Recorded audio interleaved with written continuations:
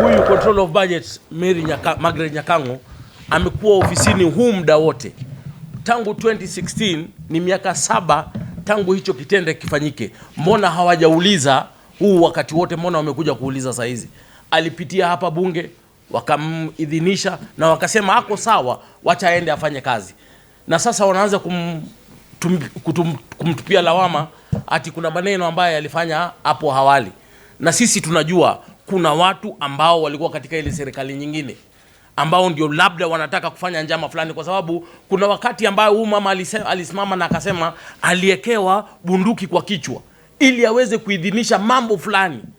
Kuna ile maneno ya Eloise Holdings ya Telcom Kenya, pesa shilingi bilioni 6 ambaye ilipitishwa hatujui. Kuna pesa ile ya unga subsidy 4 billion ambaye hatujui, ambaye anasema aliekewa bunduki kwa kichwa.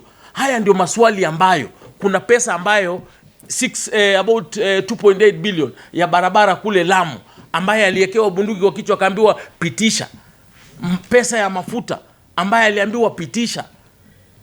Sisi tunaona ya kwamba kuna watu ambao wako katika ile serikali nyingine ambaye bado wako humu ndani ambao ndio wanajaribu kumsurutisha huyu mama, kwa sababu sisi tunajua rais hajui haya maneno, naibu wa rais hajui haya maneno, na sisi tutafuatilia kama jamii na hatutawacha huyu mama asurutishwe kwa sababu ya haya maneno yanaendelea. Tunajua haya maneno yote yako kotini, koti itafanya kazi yake, tunapatia koti nafasi ifanye kazi yake, lakini huyu mama sisi kama jamii hatutakubali huyu mama asurutishwe.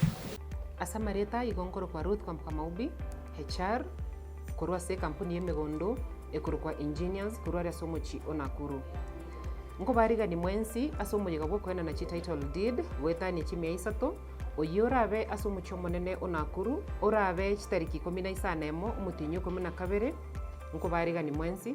Karibu sana. Engineers Land and Properties Limited. Secure your future with us.